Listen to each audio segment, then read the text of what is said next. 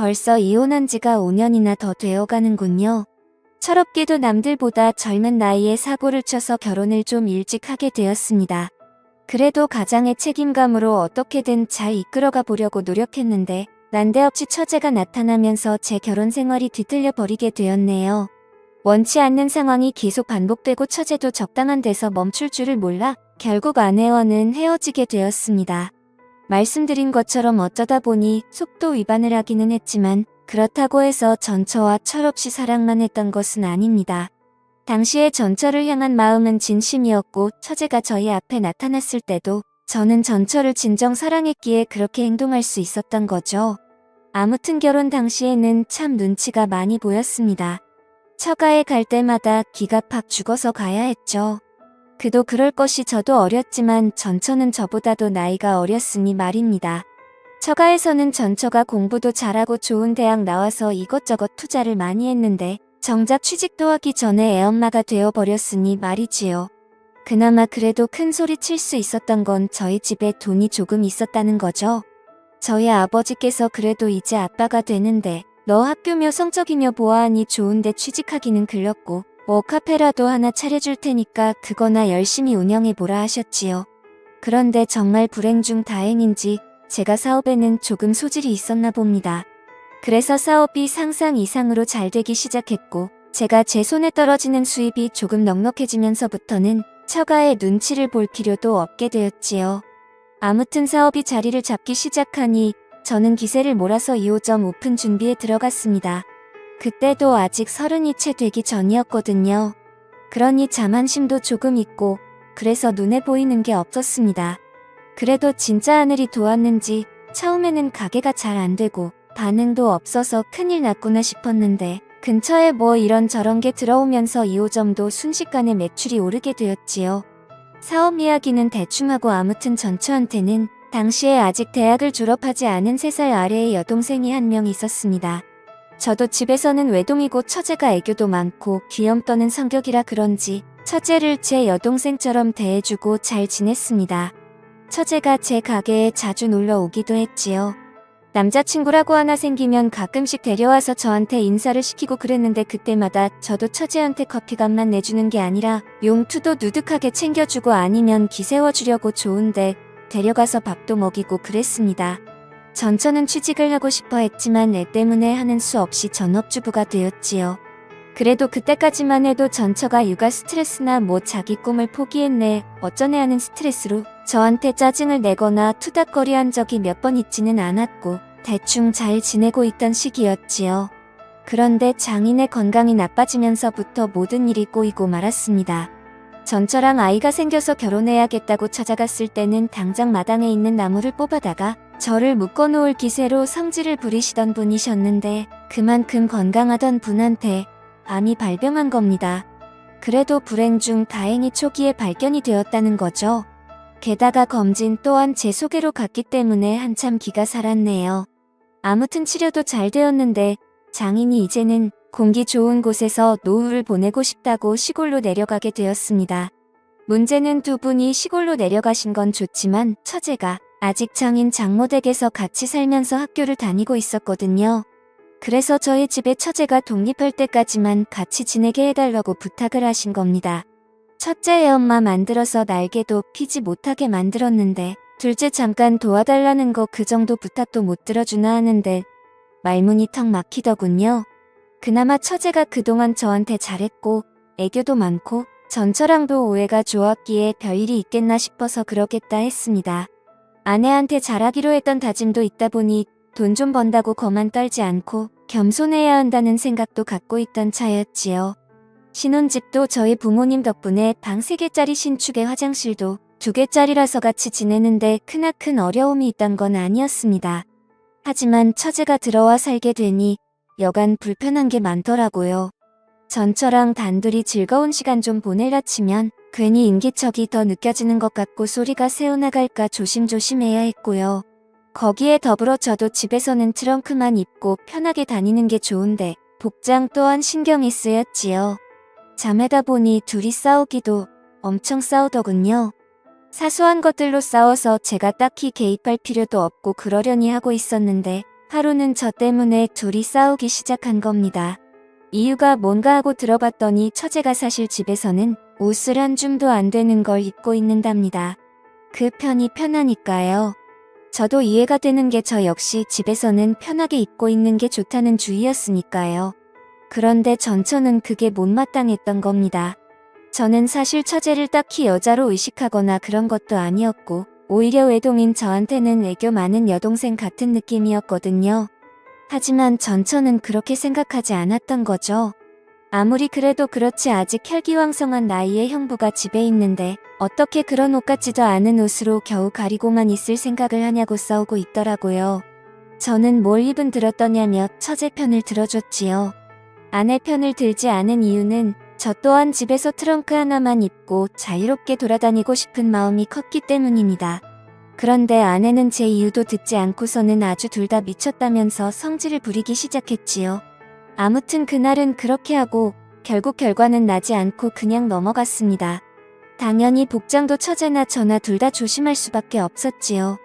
어쨌든 실질적 집에서 가장 파워가 센 사람은 아내였으니 말이지요.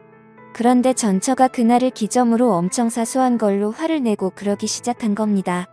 사건의 발단은 솔직히 자세히 기억이 나지 않을 정도로 별것도 아닌 일이었는데 둘이 자존심 세우다가 언성이 높아지고 싸움까지 이어지게 되었지요. 그러다 보니 저도 열이 받아서 그랬나 방문을 부서질 기세로 쾅 하고 닫고는 그 길로 핸드폰만 들고 집 밖으로 뛰쳐나가 버렸습니다.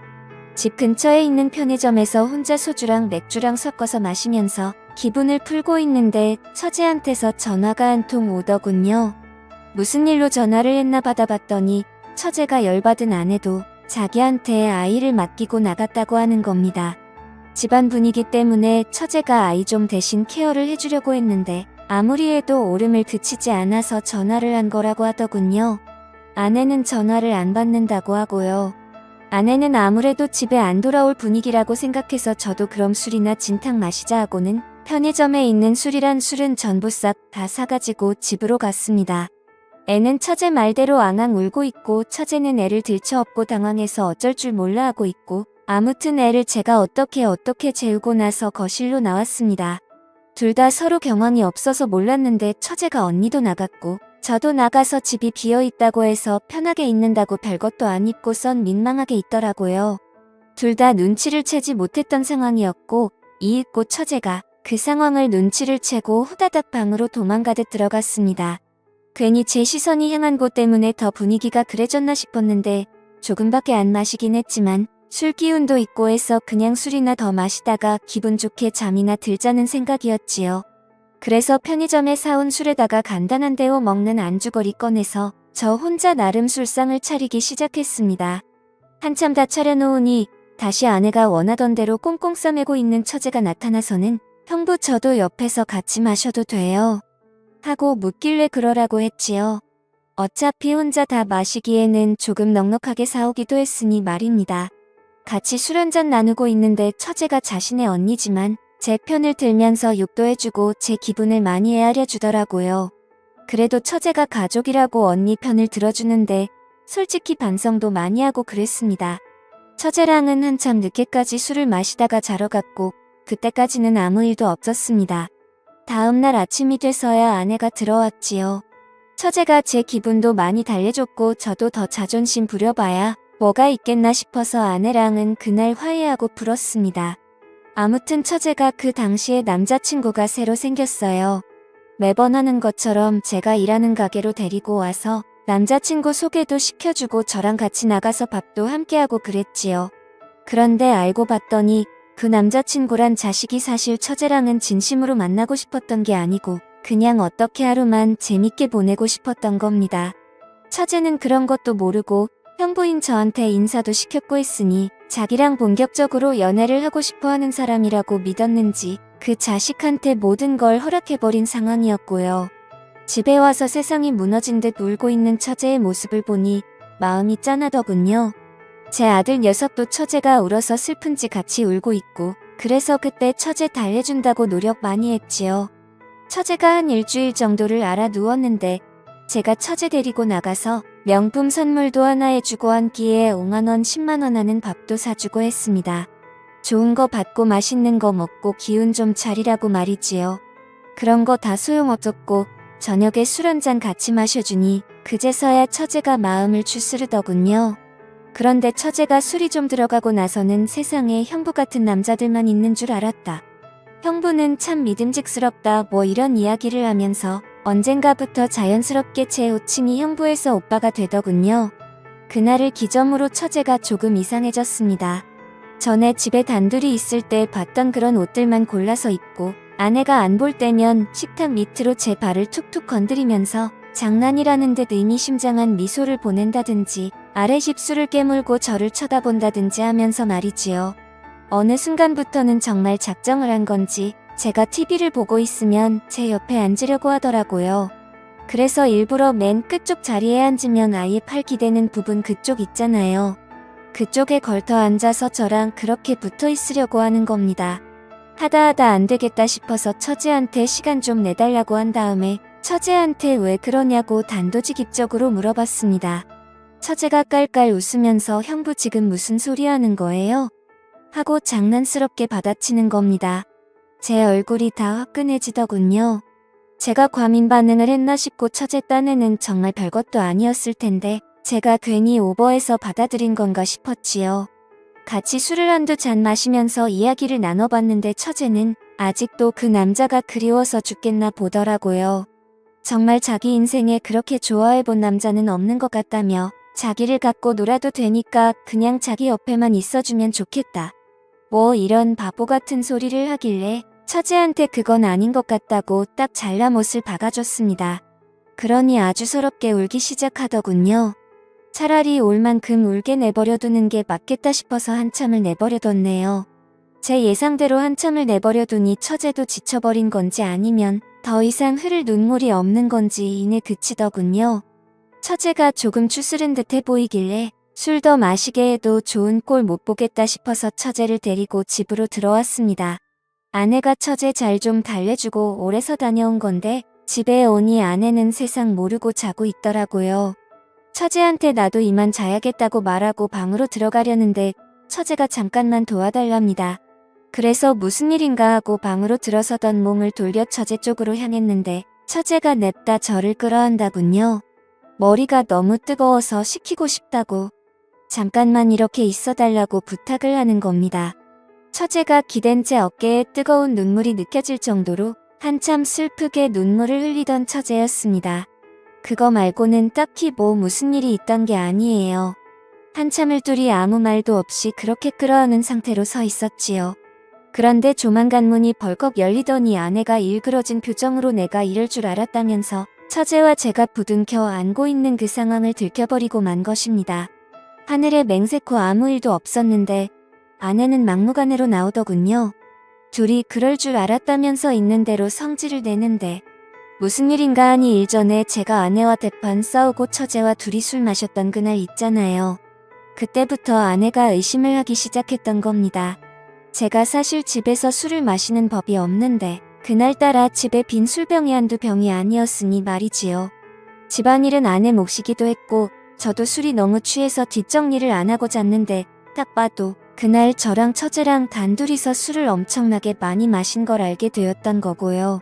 아내가 아침에 들어오면서 제 사과는 받았지만 내심 그날부터 아내는 괜히 처제랑 저랑 같이 술을 잔뜩 마시고 말 못할 비밀을 간직하게 된 것이고 그 뒤로부터도 둘이서 계속 뭐라도 있다고 생각하고 있던 겁니다. 그러던 와중에 아무리 해도 사실 처제랑 저 사이에는 뭐 별게 없었으니 들킬 일이 없었던 거죠. 그래서 잘 넘어가는가 했는데 한동안 처제가 그 남자한테 차이고 저한테 끼를 부리거나 이상한 행동을 했던 적이 있지 않다 했잖아요. 그때 아내가 다시금 그동안은 들킬 걸 우려해서 저희가 조심했던 거고 안 했다네는 이제 시간이 좀 지났으니 괜찮겠지 싶어서 다시 자기를 두고 처제랑 제가 붙어먹고 기만을 하고 있었던 거라 생각했나 봅니다. 그러던 와중에 또 좀처럼 빈틈이 없다가 이번에 아내가 먼저 저한테 처제 좀 달래주고 오라 그렇게 함정을 파놓고 자는 척을 하면서 기다리고 있던 겁니다. 자기가 집에서 자고 있으면 저랑 처제랑 그 자리에서 뭐라도 할 줄 알았나 봅니다. 처제가 아무리 설명해도 제가 아무리 이야기를 해도 아내 머릿속에는 이미 저는 처제와 선을 넘을 대로 넘은 남편이 되어 있더군요. 솔직히 더 설명할 틈도 없었습니다. 그래서 결국 이혼을 하게 되었지요. 시골로 내려간 장인 장모도 엄청 열이 받아서는 내 딸을 맡긴 거지 한 명을 더 준 게 아니었다 하면서 아내가 했던 말은 거의 기정사실이 되어 있더군요. 결국 이혼을 하게 되었고 아내는 물론이고 처제까지 같이 제 곁을 떠나가게 되었습니다. 그냥 결혼 생활했던 기간만큼 해서 위자료 주고 아이는 제가 데려오는 걸로 해서 길게 끌지 않고 끝냈지요. 처제는 일말의 책임을 느끼는 건지 5년이 지난 지금도 저한테 개인적으로 연락이 오곤 합니다. 애초에 이렇게 된 게 자기의 책임이 크다며 그 사실을 통감하고 있던 처제였기에 저한테 더 잘하려고 하는 듯합니다. 하지만 이제 처제도 30이 다 돼가는데 남자친구를 따로 만들지 않고 있어요. 제가 쉬는 날이면 회사도 휴가 내고 저희 집으로 찾아옵니다. 집안일 좀 거들어 주겠다고요. 처제가 쉬는 날이면 저 외롭지 않게 해주겠다며 제 가게로 오거나 집으로 찾아옵니다. 같이 시간 보내자고요. 이렇게 마음 써주는 처제가 고맙긴 하지만 처제도 알아줬으면 하네요. 이제 우리 두 사람은 공식적이든 비공식적이든 얽혀선 안 될 사람들이라는 걸 말입니다. 감사합니다.